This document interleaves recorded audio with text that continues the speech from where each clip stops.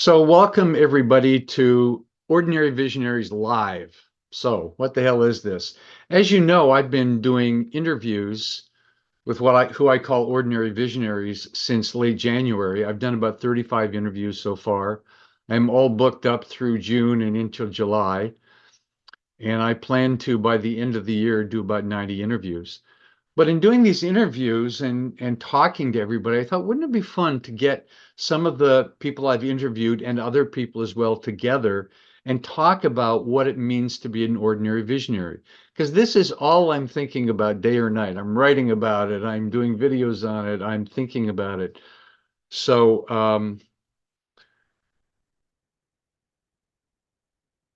so let me share a few ideas about it. And, the ideas I have about it are not the truth.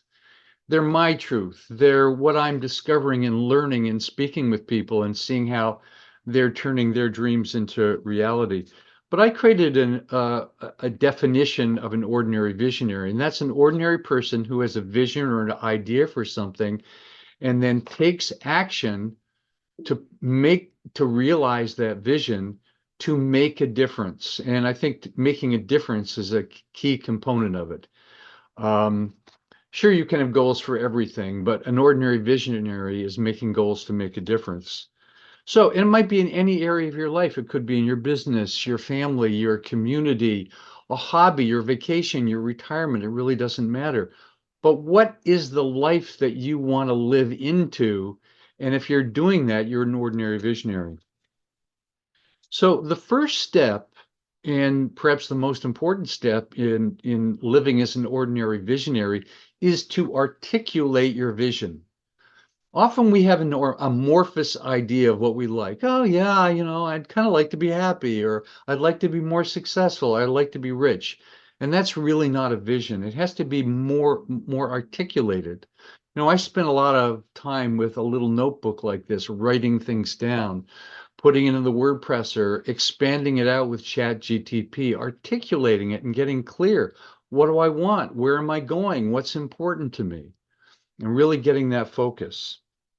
And so in a few minutes, I'm going to have you all, hopefully, articulate what your vision is. And I'm going to give you sort of an idea of how to do that.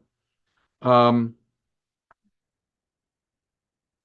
so the first thing is I'm going to ask you to say, well, my vision is, and it doesn't have to be the biggest vision or the grandest vision necessarily. It needs to be a vision, something that's important for you, something that you don't have right now, something that you'd like to be better at. Maybe it's I want to get into better physical health and get into an exercise program or whatever it is.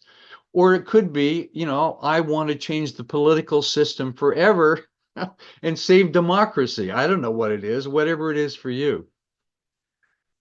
And then I want you to share a couple things about here is what I've discovered in the process of realizing my ordinary vision, my vision that has worked for me. This is what's worked for me, and maybe you don't have an idea of what's worked for you. I just have a vision, but I don't know, Or it could be, yeah, I always write it down, or I share it with people, or I do this or that.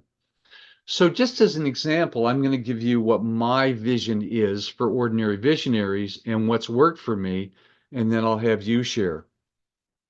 So my vision is to make the idea of living as an ordinary visionary real in the world for everybody, as many people as possible.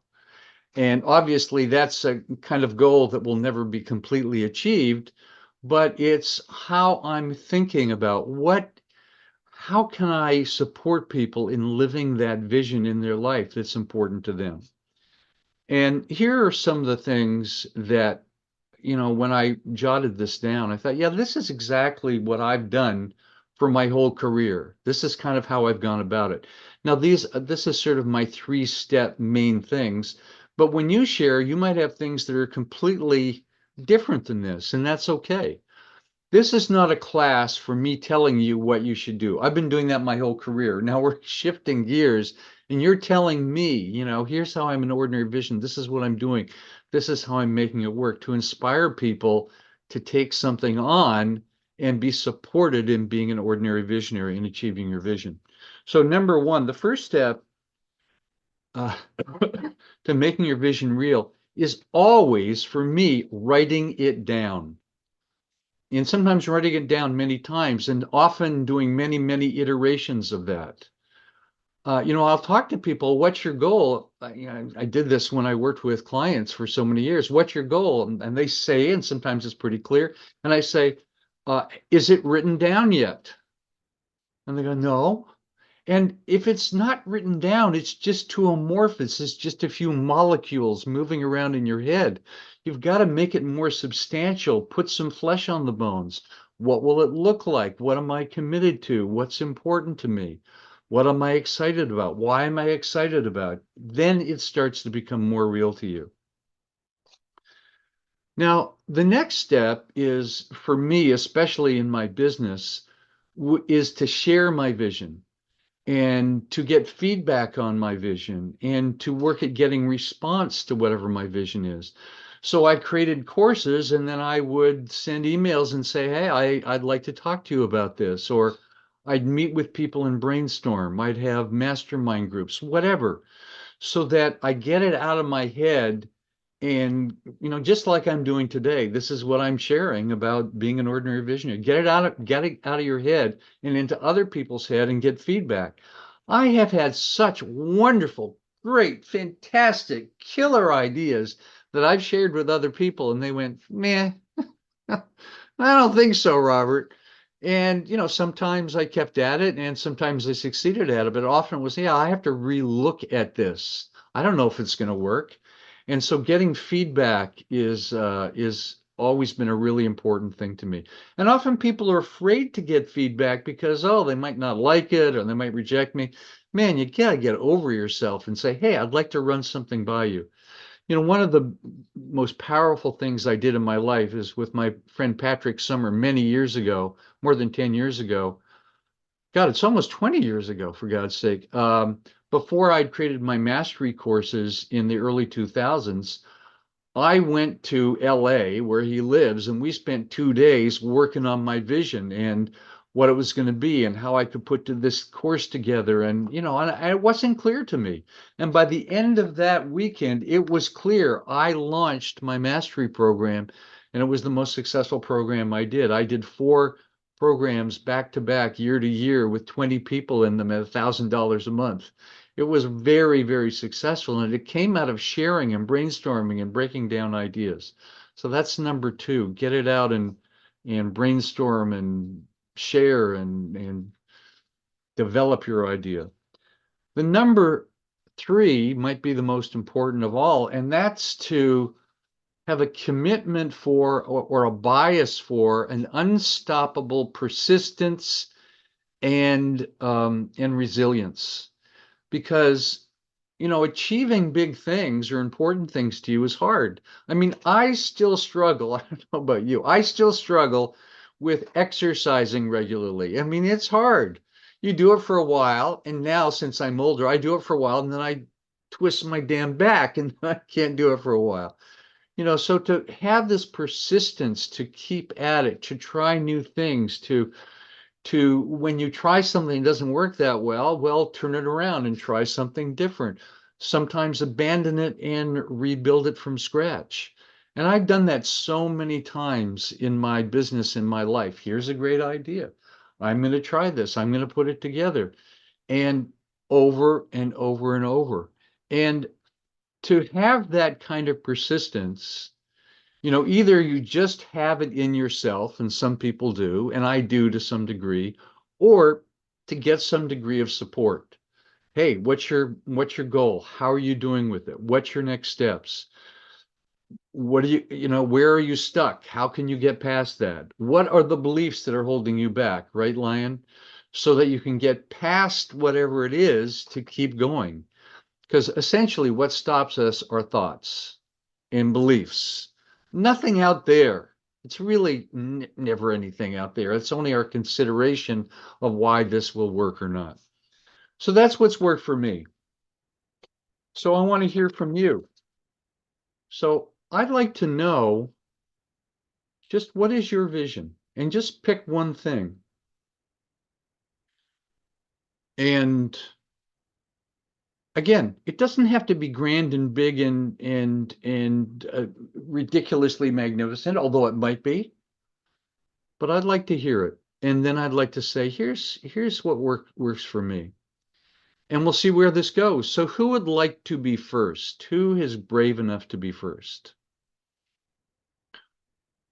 Okay, I so always am. oh, okay. I saw Martin Rooney second, but first it will be Larry Mandelberg. Okay. Now, I want you to articulate it clearly and sharply. You know, we only have a few minutes for each person. It's not a big detail about your plans to do it, just a sense of the vision that inspires you and that could inspire us. So what is your vision, Larry? Um, I just had it up. I have it in writing. I just had it up. Let me bring it back up again. Okay. It is to change the way businesses do business so that everyone who wants a job has one they enjoy and employers enjoy and value their staff. Okay, great. So it's sort of a transformation of the work world where business is working, people are enjoying their job. So I don't know, you can knock that off in a year or two, right? I've been working at it for 67 of them. Yeah. So tell me a few of the things that you do that keep your vision alive, that make your vision work, that keep you moving forward, that kind of thing. What are your secrets or tips or strategies? I'm not sure I understand the best way to answer that question, but it's to provide actionable, simple steps that leaders of particular types of organizations can take Okay, but to that's your move their organizations towards, well, hold on, yeah. towards this and their appreciation. That's how I keep it alive. Is Okay. they say to me, "Oh my God, this worked. Oh my God, thank you. Oh my God, you changed my life. Oh my God, I'll never forget when you told me this." That's what keeps it alive for me. That's what keeps me going. So what I'm hearing in a way is what keeps us alive is success in action. It's like you're applying it, you're making it work and getting feedback. No? No, it's not that. It's the appreciation from the people I do it for. It's not feedback. Yeah. It's different than feedback because I've done this with people and said, "Does this make sense to you? Help me make it better. Give me feedback like what you talk about." That's not what keeps it alive for me. What keeps it alive for me is when I know when somebody tells me that I made a difference in their life. Yeah. That's what keeps it alive for me. So Larry, what I found is some people, although they've that are clients, often produce great results, but they never really share that. So do you have a way or even a system to get that appreciation going so that it nourish you, actually a system for getting appreciation? Since it's so important, why not have a kind of an approach to getting that appreciation? And it can't be, please tell me how great I am. That's kind of Right. pathetic, right? But I wouldn't be surprised if there's something, for instance, there is a company that um, created, for every client, it was part of their contract to create a client impact report. I You love that. had to do it. And it Mm-hmm. was part of the thing. It's in the contract. And everybody wrote a client impact report on one page on their letterhead. And so that way you see the appreciation and so that's a system for getting that. That's just one idea. Well, I don't have that formal a system, and I do love that idea, and I'm probably going to steal it and implement it. Yeah. What I do quite simply is with the nature of my work is such that I don't engage with a client on an ongoing basis. I don't have any regular, pay me so much a month. Yeah. Everything begins with a specific, objectively measurable outcome, a timeline, and a cost. And we come to an end. So at the end of every one of my contracts has a section called assumptions. that talks about what I'm responsible for and what the client's responsible for. And there part of that is that there's a routine series of check-ins where I verify that we're moving towards the objective, which is always identified. So I always ask the client how we're doing and how it's impacting their business. Okay, good. And that's the mechanism that I use. And it's not formalized. It's just kind of part of my contracting and operational processes, if you will. Okay, good. Thank you. I want to do this with about 4 or 5 people before we break into groups. So thank you, Larry. Great start. Really good. Thank you. Okay, Thank you. Martin, would you like to share? What is your vision?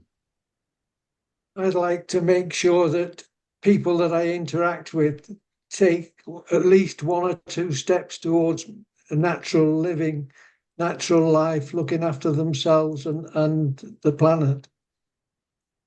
Okay, so that you support people in living a more natural life. So what does that mean and what does that look like? Well, people get some appreciation of looking after themselves in a natural way, in the way that the body works best. I.e. eating organic food, Yeah, exercise, exercise. meditation, Yes. everything that they do really heading towards a positive effect on themselves, each other, Okay. family, friends, and the planet. Yeah. Who couldn't want that?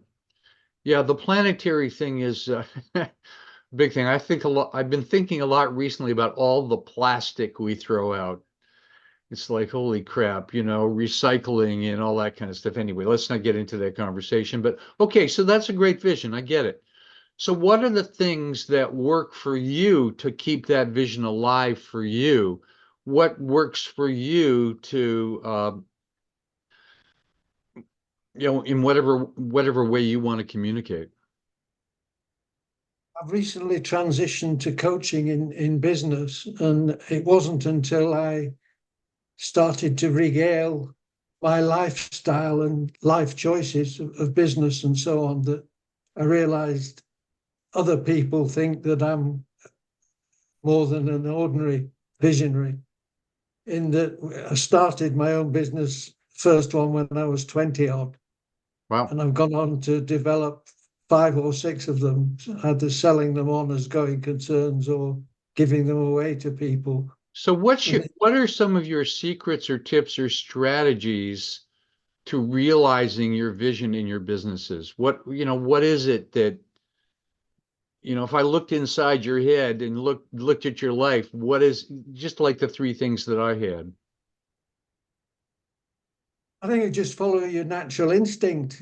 For me, I was Okay. interested in that as a general principle early on. And the first business I started out in the 70s was a health food shop with my wife, which meant we could work together, which was pleasant at the time. We could study things, learn things, share them with customers. And that health food shop developed into some outside catering work. And that was developed into I was doing sort of ready, steady cook, like these chef programs on the telly these days. I was doing that back in the Really? 70s. Really? And so you say follow your natural instincts. What do you mean by that? How does one follow their natural instincts? Well, you react with the businesses flowed from one to the other, in that the retail shop went into outside catering, which extended it further. Then it extended into a restaurant.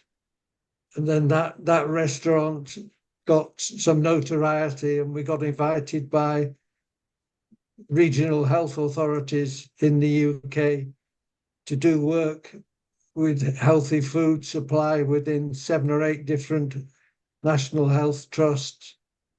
Right. So you're always looking at the next step. Here's this. What's the next step that's fulfilling the vision of healthy living and healthy food, cooking? Reaching more people, yeah. Yeah. So the terms of reference, your influence on increasing members of staff and the way, the environment that they work in, as well as the effect on the customers Yeah. and general availability of the products and increased choice. Very interesting. You might not believe this, but my first business was also a health food store Well, in Calgary, Canada. right. I I've just went, come back from Canada for the first time. I was going there 50 years ago and I never got. really? And Well, I I didn't came back expand and I mine like loved it. yours. I ended up moving back east and moved to the United States. But congratulations on what you did. Thank you very much, Martin. Very good. Thank you. Okay, so Amy. I feel like I should follow Martin because we are similar. And my first real job when I was 16 was working in a health food store. Ah, it's a theme. It is. Yes. So what's your vision? So my vision is to inspire and give hope and know-how to millions of people, as opposed to just thousands, on how to live a less toxic, more eco-friendly, healthier life.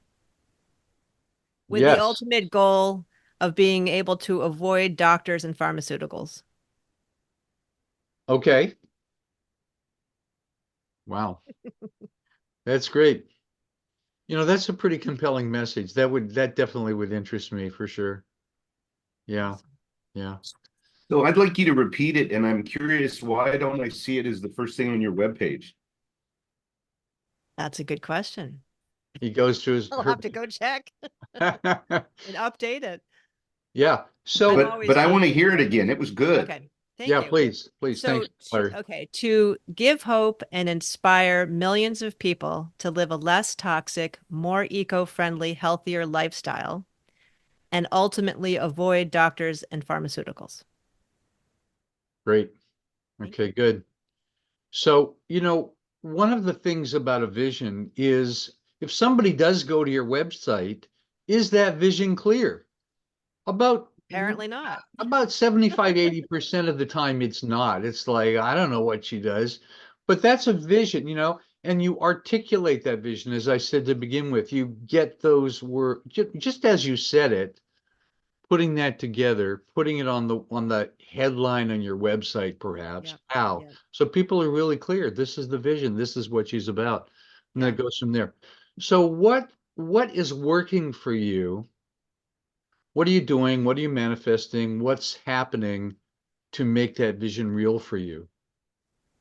So, are you talking about what am I doing to make that vision real, or what Yeah. keeps me going? Or yeah. Yeah, it So, could be any of that, it could be what keeps you going, what keeps you moving forward. right. What things do you find if I do that, things happen? Okay.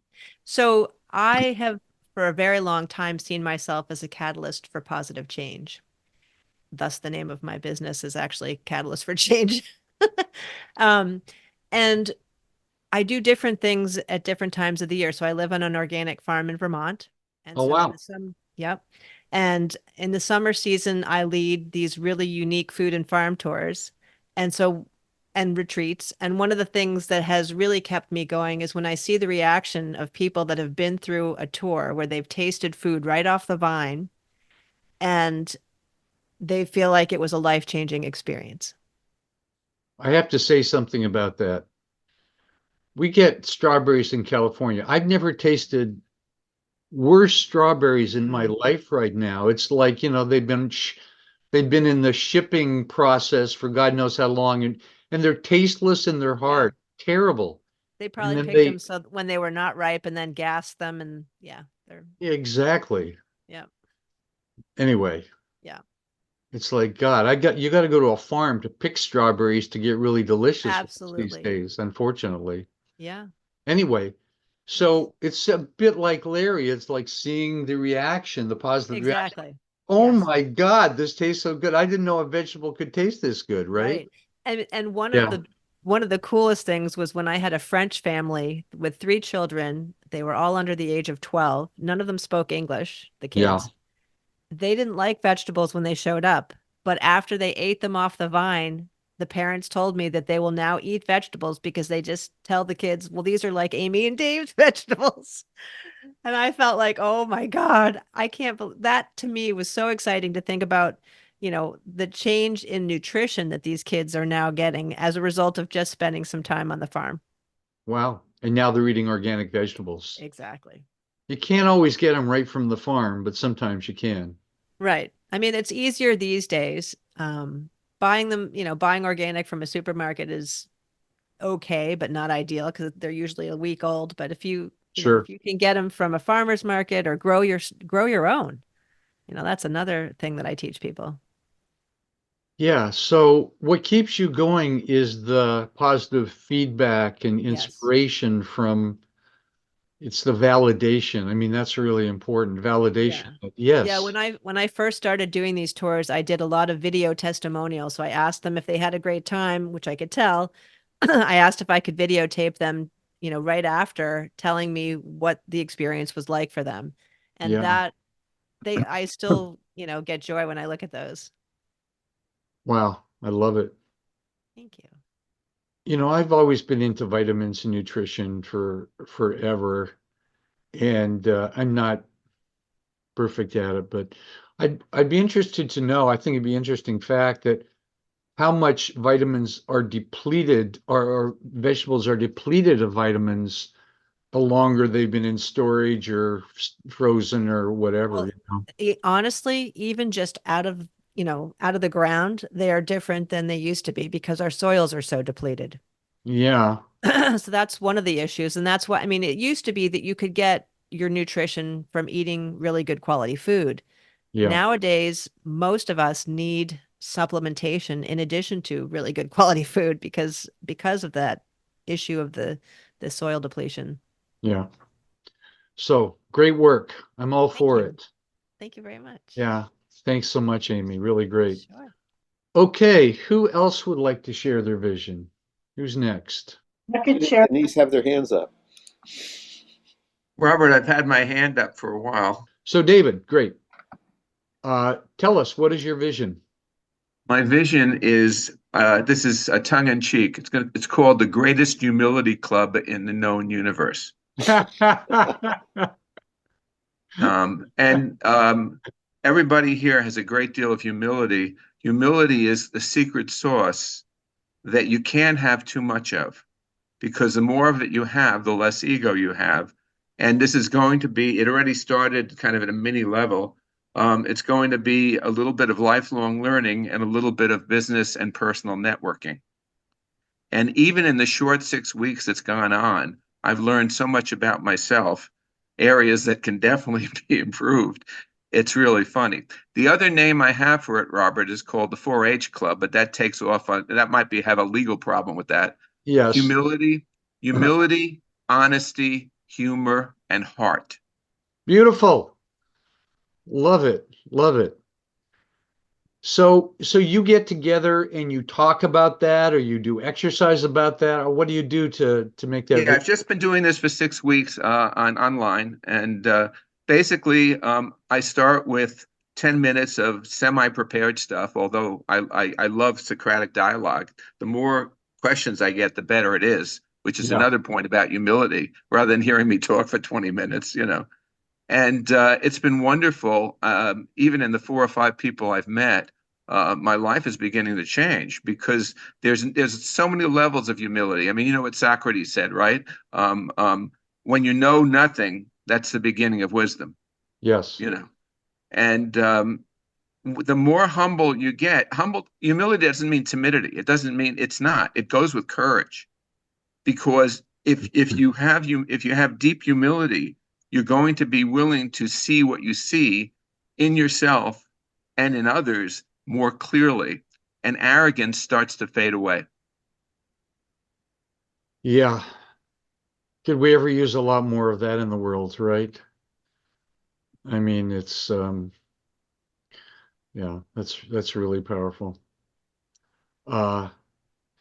Sometimes it's painful meeting with people because everyone just wants to tell about, here's what I know, here's what I'm doing. Everyone's talking, nobody's listening. And it takes real patience to just be with people and listen, not try to get your point across. in that in social situations, that kind of thing. Yeah. The other thing that's unique about this is there's lots of humility groups. There's religious groups, there's spiritual groups, there's 12-step groups, there's ethical groups, there's women's groups, but this doesn't require belief. You Yes. don't need belief, you just live it. And so it's not like I'm doing this because I'm a Christian or I'm doing this because it's part of the 12-step program. Yeah. You just do it because you have your feeling of wanting to do it. And the more you do it, the more beautiful life becomes. Fantastic. Are you open to me interviewing you? I think we have it scheduled already, sir. Oh, we do. I forgot. Yeah, you're on the calendar already. Great. Great, great. Looking forward to it. Thanks. Okay, good. Perfect, David. Okay, so Ian, you're next. Okie doke. Let's see. I don't have my vision on my website on the top because I'm aiming at their vision first. Then Yes. I'll get to mine. So my vision is basically to shift the entire concept of power to be compassion rather than domination. Wow, yeah. And so what it's going to do is it's going to basically involve a lot of what everyone has talked about so far under an umbrella, because it requires an increase in understanding each other, putting yourself aside. There's your humility for a moment. So it's not all about me. I'm actually emptying my cup so I can actually hear you. And the vision, to make it really clear, is simply if we can all understand one another, ourselves and each other on an incredibly deep level, compassion is the default.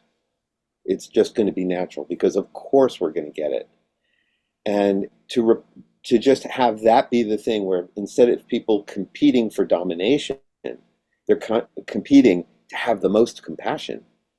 That would basically change everything that could be changed. You and David should hook up. It sounds like there's a lot of synergy there. Humility and compassion. Yeah. Absolutely. You know, the It takes one to get the other. yeah. The thing about Western society, it's all about achievement. Your vision doesn't have to be about achievement to dominate. It can be achievement to again make a difference, to make it a better world in so many ways. So what does this look like in terms of a program or your consulting or your coaching? Well, I've got baby bear, mama bear, papa bear type levels of depth, depending on I don't know how many of you have seen the movie What the Bleep Do We Know? Highly recommend it. But there's a line in it, how far down the rabbit hole do you want to go? And so that kind of determines the depth of the program. Other than that, lots of talks, and so far 2 books and working on a online course. And all of these things are going to be about understanding that the way that you perceive is a direct function of where you are, of your perspective. And your perspective changes, so obviously your perceptions will change. So we won't be locked into any one of them. So my major thesis back in '08 was accessing multi-perspective consciousness. And by doing so, we can put whatever we think is the way we see it is, put that aside and know that we see it very differently depending on what's going on. We don't know we see it this way. Sometimes we see it that way. So let's listen to them, because the way they see it might be the way we see it when we're all stressed out. And it Yes. makes sense. So, Ian, what are some of your things that you're doing or standing for or practicing to make this vision real for yourself? Primarily, my favorite thing that's doing the most really feels like it's the one-on-ones with clients. I'm now like somewhere's over 400 clients because I've been doing this for a very long time, like the Right. 80s. Wow. And I basically have a 100% success rate. Wow. which is mind-blowing to me. And that's what keeps me going, is it always works. Yeah. And likewise, what Larry was saying earlier about the knowing that we literally changed someone's life. They were miserable, and now they are just having a wonderful time in life. We're the pebble. They're the ripples. Yes. And and knowing that the ripples are happening, those ripples are making other ripples, and those ripples are making other ripples, and that's how we're spreading this word. Oh my God, I'm starting to have hope. We may not blow ourselves up. We may not vote for Donald Trump. So that's great, Ian. You know, it seems like that's the theme. It's like the feedback loop, the success loop, the acknowledgement, producing results is what keeps us going, is a big thing. And what Martin was saying is really important, this aspect of rehumanizing ourselves, because the infatuation with technology is an infatuation, and we go overboard. And we start saying, oh, well, I know it. I'll start doing all the robotic assembly line things, and I'll hand all the creativity to the technology, which is exactly backwards. Yes. And to be able to say, no, wait a second, we're human beings. We're organic beings. We have a different timeline. We're not digital. And if we can return to caring about how actually miraculous we are as human beings, we can start to really appreciate that. And the lights are on the inside of the apartment, and it's dark outside, instead of being dark in the apartment and everything outside looks better. Yeah. Fantastic. Thank you, Ian. Okay. So we're going to now break into groups. So I'm going to break you into groups of 3. And I'd like to just do what we've been doing here. Share your vision and what you're doing to make it real. Okay, welcome back. So what I'd like to do is have you share, it could be a couple things, any insights or value you got from the sharing in your groups, or 2, share what's the next kind of scary step you need to take toward your vision. You know, there's always a kind of a scary step, and it can be anything. I'll share mine. My next scary step is sort of hurdling, what is it? Jumping the hurdles of getting my YouTube channel going. Anyway, I won't get into how overwhelming it can be, but that's my next step. I've got to get it out there and get all the interviews on YouTube. So that's what I'm doing. So it might be as simple as that. Here's the next step I have to take that maybe I'm resisting, or I'm a little scared about, or whatever, have problems with, that kind of thing. So what's your next step? Let's hear from you. And who wants to go first? Okay, Denise. Send out a press release on my book. So I've just finished revising it, and hopefully we'll get it out by Monday. So Okay, fantastic. A press release. What's the book called? Stress to Strength, a therapist's guide to empower clients. So it's helps clients get better faster and prevents therapist burnout. Wow. That sounds good. Yeah, I've heard of a lot of therapists that burned out. Lots of them. You know, sitting in a room, person after person, hearing about people's problems. Yikes. Anyway, okay, who's next? What if you don't have any fear? Well, just in your next step, whatever your next step is. It's getting heavily involved in technology stuff that I'm not crazy about, because people don't buy paperback books anymore. They want Audible and they want ebooks. So I'm about to go into the recording studio to record my first book. See how that works out. I found out that sending it to somebody in the UK was going to cost $60. Yeah. You know, finding somebody that can convert it into Kindle is a good idea too. That doesn't cost a lot of money. And anyway, yeah. Can I offer some feedback? Yeah, sure. Ian, you can.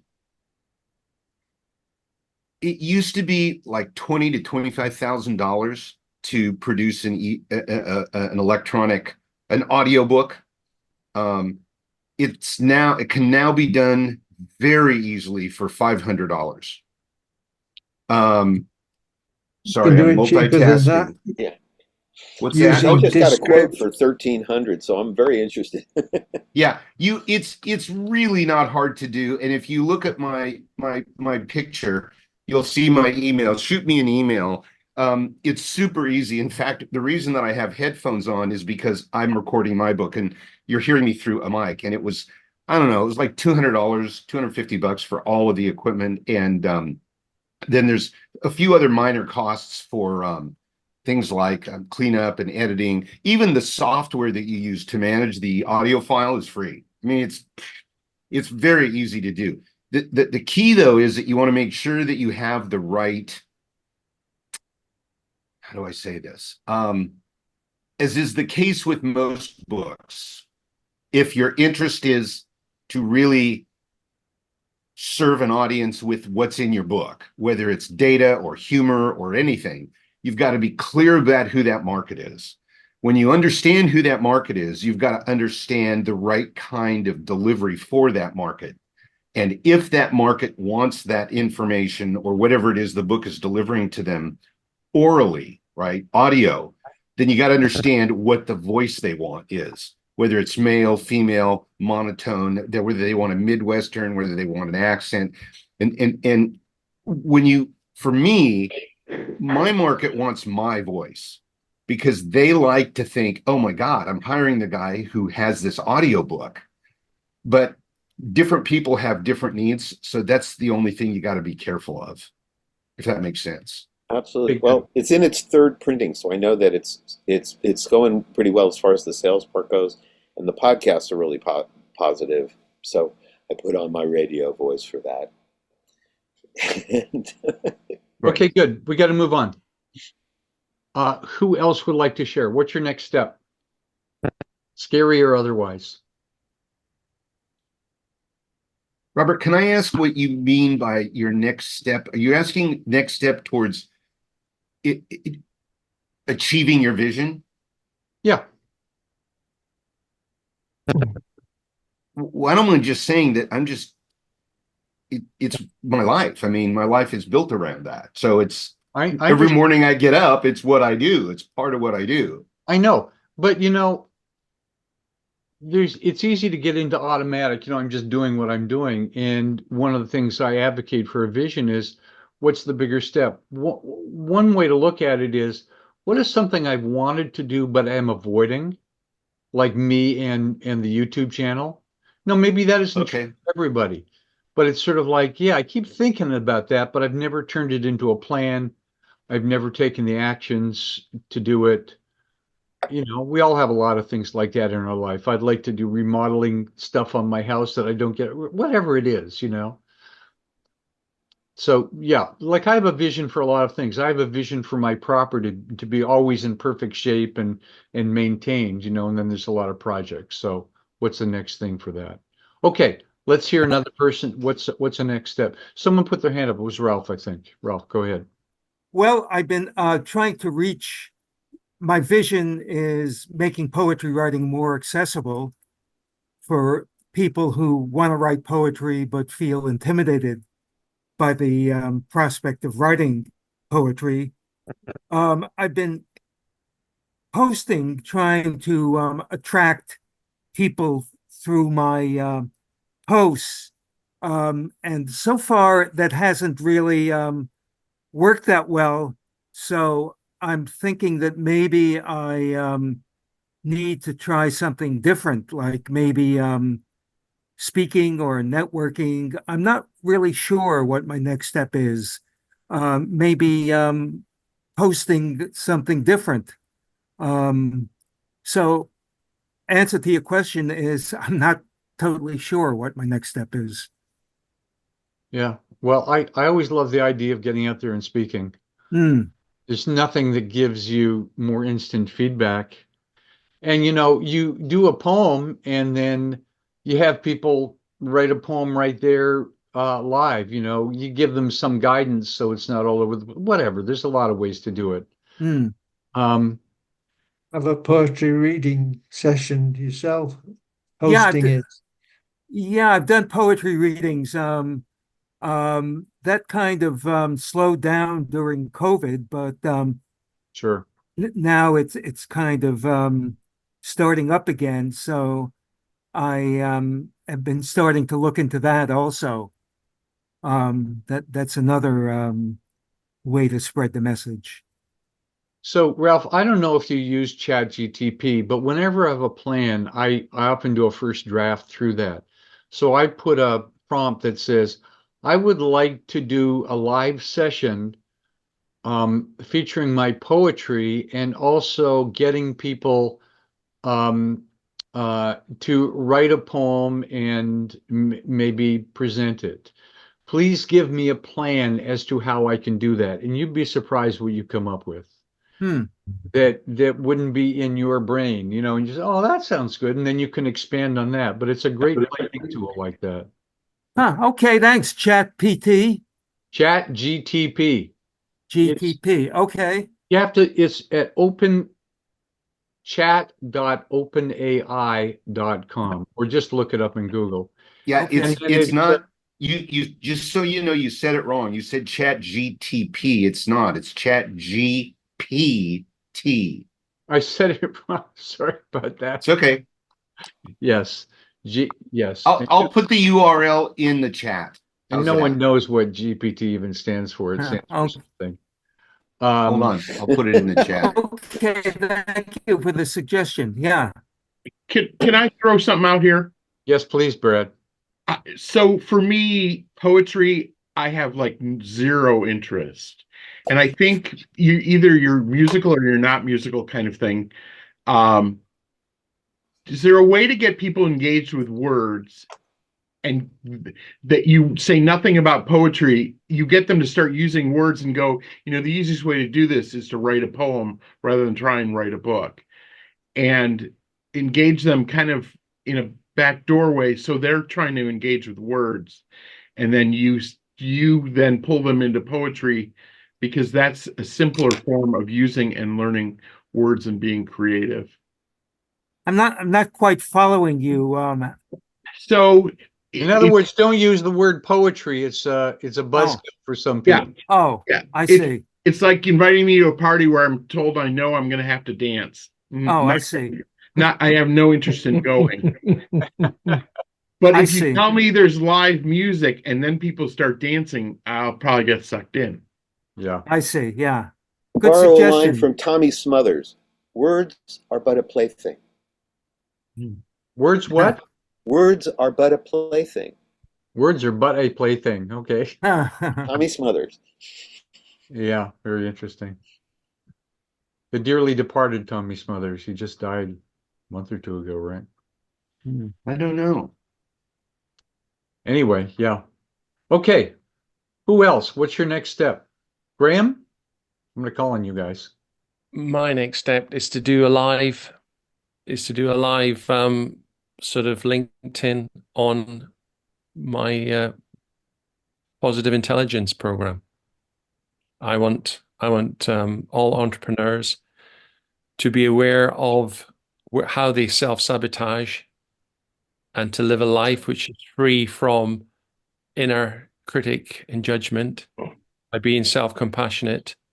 Okay. And by, enjoying the things that they can do. You were so right at the start of this top of this program. You said there's nothing to stop us about what our thoughts tell us. And too often our thoughts have too big a say in how we live. And they're just thoughts. They're just bubbles that burst. Yeah. And we don't have to, just acknowledge them, label them, and move on. Yep. Okay, good. Do that. Make a plan. Yep. Get it happening. Fantastic. Okay, I'm going to pick other people. Denise. Okay, Samuel. My next step would be I guess my exercise program, I've gotten into since a medical issue, I've started exercising, and of course I've done that all my life. But now with this urgency, I had this urgency to complete my, this therapy. Well, I already completed therapy, but this exercise program that I have to implement, I guess is the word. Yeah, and it feels different, and I'm really excited about looking at it and doing it. Great. That's on my list too, Sam. I relate to it for sure, big time. Okay, great. Okay, how about Todd? Haven't heard from you. Yeah, so first let me say that Graham probably can appreciate that I'm an avoider, I'm restless, and I'm a controller. And I'm heavily involved in going through PQ coaching with a coach here in Twin Cities of Minneapolis, St. Paul. So anyway, I assume that's the part of the line of work that you're involved in. It is. And my next step is I can be a stickler at times, and I'm struggling to get my new website launched because it's not good enough, and it will never be good enough, but I just have to accept that it is good enough and move on. But it's fearful because once you put it out there, and even in today's discussion, somebody I think it was Ian said, put your contact information in the chat. And I'm afraid to do that because I don't want you to look at my website because it's not perfect. It's we won't judge you. We won't judge you, honestly. Right, exactly. But it is interesting. I don't think of it as a fear until I start thinking, it's the fear of the fear that itself that stops you. So I just have to get over that and do it. But anyway. Okay. Make a plan. That's my next step. Make a plan. Set a date. Make a promise. Are you in a relationship? With the universe. Yes. With my wife. Make a promise to your wife. You say, if I don't get my website done by X, I'll take you to the most expensive show, whatever. I don't know. Oh, she's going to do everything in her power to make sure that doesn't happen. Pulling the plug out of the wall. I see your point. or reverse it. Whatever. Find something. Sometimes we have to get out of our ordinary way of doing it, or when stuff never gets done, we've got to find a different strategy. Right. And sometimes you have to have consequences, or make it into a game, or share it with people, or whatever. You have to trick your mind to make it seem easier. Anyway, so good luck with that. Look, my business is over, and still my website isn't good enough. So, I've had a website for, I don't know, almost 30 years. Anyway, okay, so let's, Brad, how about you? So it's kind of an odd spot. I'm in the midst of writing the book I've always wanted to write, and that's really what I'm doing right now. But I'm also in parallel starting to tie up the title for website, domain, and ISBN stuff, so that when I get to that point, because my first book, I waited until I was done, and then I was like, oh, I got to do this stuff. So, you learn those pieces as you go along. Okay. All right. So who hasn't shared? Martin? I think the tech thing for me as well, I'm a bit unsure and unable, a combination of the two, really. And I suppose it's quite simple if you just outsource it to somebody, but to do what? To get a presence out there that continue to find clients and serve people. Yeah. So, take a big goal and chunk it down to something small. Something that I always said, the essence of marketing is having conversations with people. And the more conversations you have, the more that can happen. When we think of a big plan, often it just seems so big we don't know how to get into it. Find half a dozen people that you have some connection with and say, hey, I'd love to have a conversation with you and let you know what I'm doing. Something like that. Yeah. Get out there, talk to people, as opposed to, Thinking social about it. media or anything else. There's nothing gets better attention than just a direct request for a conversation from someone they already have a relationship with. And you might say, hey, I'd like to get your input. This is what I'm doing right now. Love to hear your take on it. Here's how I'm helping people right now. That can lead to the next thing. Willing Nice to try idea, that? nice wording, yeah. Yeah. Just make it natural. I discovered that it's not that hard to bring people together or talk to people. You just have to ask, and you got to keep it simple. You don't write a 6-page email. You write a 4-line email. Hey, I've been thinking of you. That's a great way to start. I'm doing something new these days, and I'd love to run some ideas by you. Got a few minutes? Most people will Nice. respond to something like that. Unless you're absolutely bombed out for time, most people I would have thought, yeah. Anyway, give it a shot. Natural Okay? curiosity. Curiosity, right. P.S. I'm not selling life insurance. Or double Whatever. glazing. Whatever. Okay. I think that's everybody. So thank you everybody for attending today. So here's my plan to do Ordinary Visionaries Live on the last Friday of the month. And we'll have new people, we'll have some old people. We won't always do the same thing, but it's about nurturing your vision. What's the next step for you? What have you done recently? What are you working on? What are you excited about? Where are you stuck? Whatever. We'll talk about all kinds of things. And if it's supportive of you, great, show up. And if it's not, do something else.